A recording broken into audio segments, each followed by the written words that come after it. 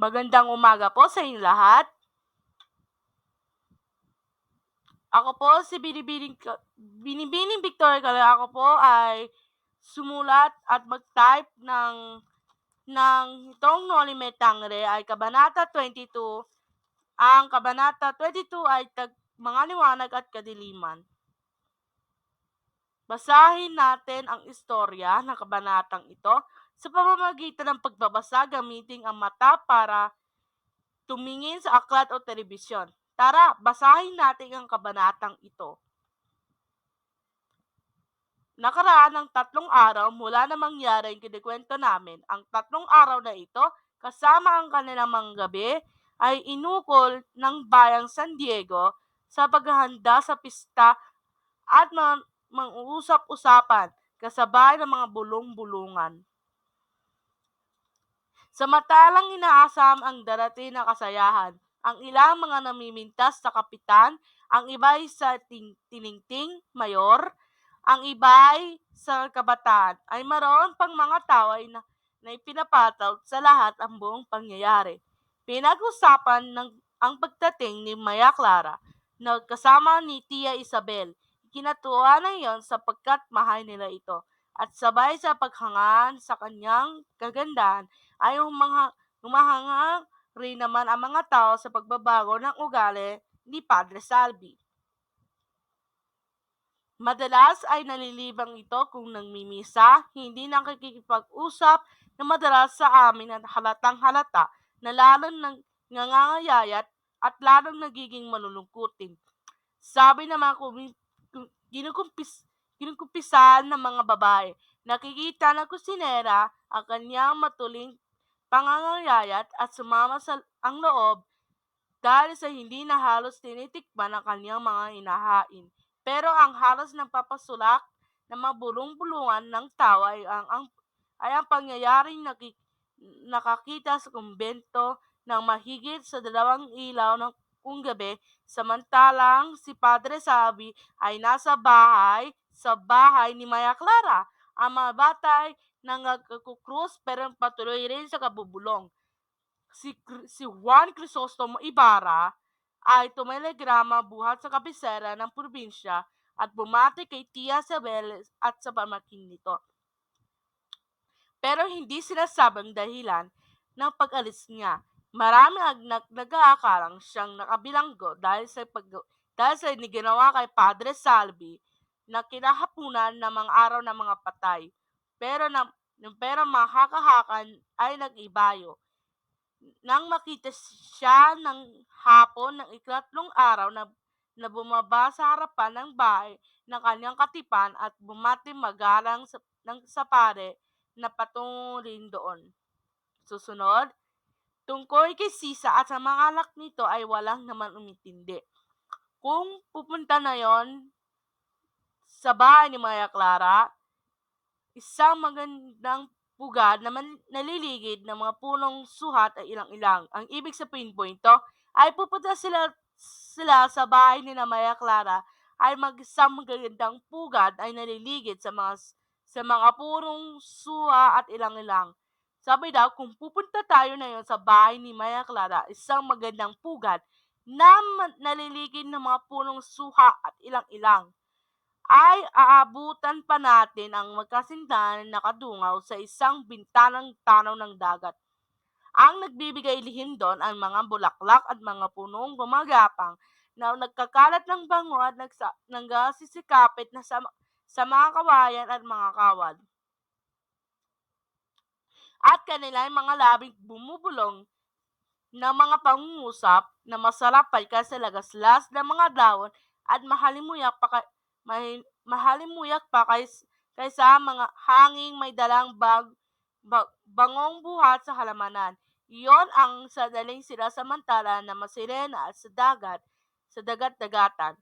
Ang dilim ng matuling pagtatakip-silim para indungaw sa ibabaw ng mga alon, ang kanilang mumunting ulo para hangaan at batiin ng kanilang awit ang lumubog na araw. Sinasabing ang kanilang mga buhok ay ay asul. May putong na dahon ng mga halaman sa tubig na may bulaklak na pulat puti. Ang sabi ni Maria Clara kay ulit, ang explanation po ito ay yung yung may siyang dilim na matuloy na magtatakip siling para silang idungaw sa ibabaw ng mga alon ng kanilang mumunting ulo at pwede silang hangalabating sa kanilang awit sa pagdating ng lumubog na araw. Sunod, ang sabi ni Ibarra kay Maya Clara, bukas bago mo nagbukang liwayway, masusunod ang gusto mo. Ihanda ko lahat ngayong gabi para huwag magkulang ng anuman. Kung gayoy, susulat ako sa mga kaibigan para pumunta rito. Gawan mo ka ng paraan na hindi makasama ang ura. At bakit? Sapagkat tila ay kung minamanmanan nakasasama sa akin. Sa akin ay kanyang mga matang mapabanglaw at malalalim. Natatakot ako kapag tinitigan ako. Kapag kinakausap ako, may isang boses kung ano-anong bagay ang sinasabi sa akin. Na hindi ka maintindihan, mga hindi ko maunawaan ng katuturan. Minsan tinanong ako kung hindi ko raw napapaganipan ang mga sulat ng aking ina. So, naiintindihan mo ba? If you having a good time, please like and subscribe and click these notifications. I'm sorry for my old Noni Me Tangere posts. I'm going to search other Noni Me Tangere post posts on my YouTube channel. Explanation ko ay natatakot siya kapag tinitigan ako. Kapag may kinakausap siya, may isang boses kung ano-anong bagay na sinasabi sa kanya na hindi niya maintindihan, at hindi niya maunawaan ang mga katuturan niya. Tapos itinanong daw, hindi raw niya napapaginipan ng mga sulat ng kanyang ina. Tuloy, tingin ko ay nasisiraan ng ulo. Ang sabi ng aking kaibigan na si Sinang at si Andeng at aking kapatid ay sa suso pala, ay medyong baliw-baliw daw. Sapagkat hindi kumakain, hindi naliligo at nabubuhay sa dilim, tiyaking mo hindi makasama. Hindi pwede, hindi natin anyayahan. Ang sagot ni Ibarra nag-iisip. Humihingi yon ang ating kaugalian. Kung nasa bahay tayo, kung nasa bahay nyo at napapakita naman na maganda, nang tanungin siya ng alkalde tungkol sa bagay na sinabi ko na sa iyo, ay pinuli ako ng husto at hindi kumuntara. At ibig sabihin to ay hindi inimingi siya ng kaugalian or behavior, ay napapakita daw sa mga maganda. Tapos tatanungin siya sa alkalde tungkol sa bagay hindi niya na sinasabi niya, sa pinuri ako ng husto at hindi niya kumukontara. Tuloy, pero napapansin kong tila sumasamang ang loob mo. Bayahan mo hindi siya makakasama sa atin sa bangka, of course. Nagarinig sila ng mahinang yabag at wala pala ay malapit sa kanya na may pilit ng ngiti sa labi.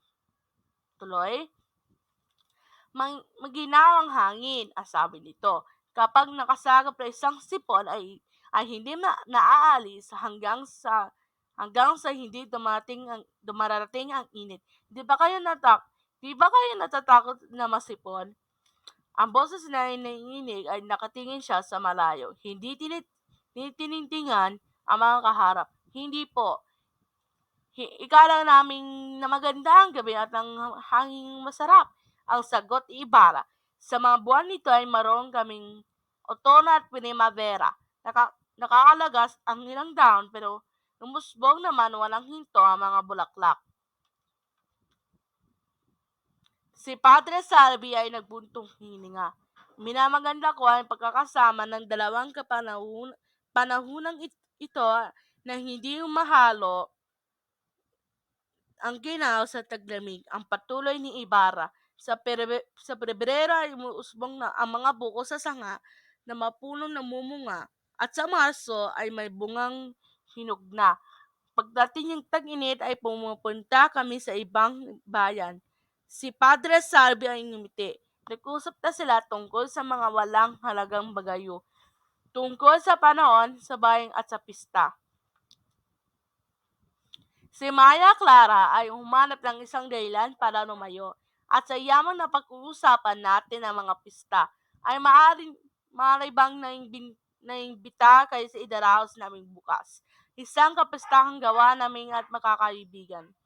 At saan gagawin? At saan gagawin? Ang gusto ng mga dalagay sa batis, magdaan ng kalapit ng gubat, sa malapit sa balite. Kaya gigising kami ng maaga para huwag kami ngabutin ng init. Nag-isip ng pare makaraan ng ilang sandali sumagot.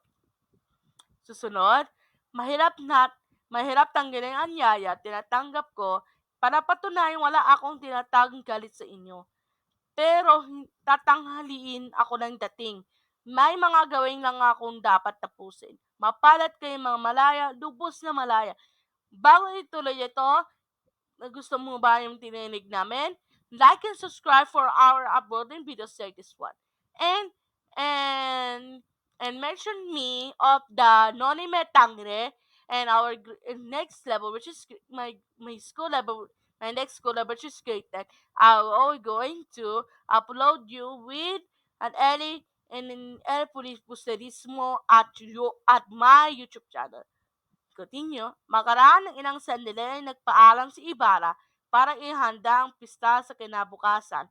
Madilim na ang gabi. Saan ay lumapit na magalang siyang binati. Sino kayo? Ang tanong Ibarra. Hindi po ninyo ako kilala, Ginoo. Ang sagot na di kilalang kaharap. Dalawang araw ko kayo hinintay. At bakit? Dahil walang maawa sa akin kahit saan ako pumunta. Dahil saan ako pumunta, ako lang isang tulisan, Ginoo.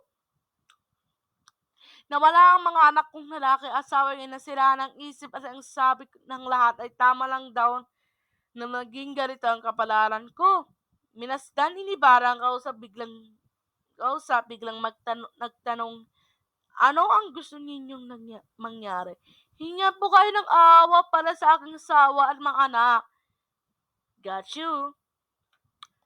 Okay, malapit na tayo matapos. Like and subscribe for these uploaded videos like this one. Hindi maaring tumigil ako, ang sagot ni Ibarra. Kung gusto ninyong sumunod sa akin sa paglalakad, ay magkikwento ninyo sa akin ang mga nangyayari. Ang lalaki nagpasalamat ay agad silang kinain ng madilim at datsangan may kakunting ilaw. Muli nga po, maraming salamat sa Panginoon. Muli nga po, ako si Binibining Victoria Caluya. Ito po ang aking presentasyon ng Kabanata 22, Mga Liwanag at Kadiliman. Shockers out! Bye-bye! Woohoo!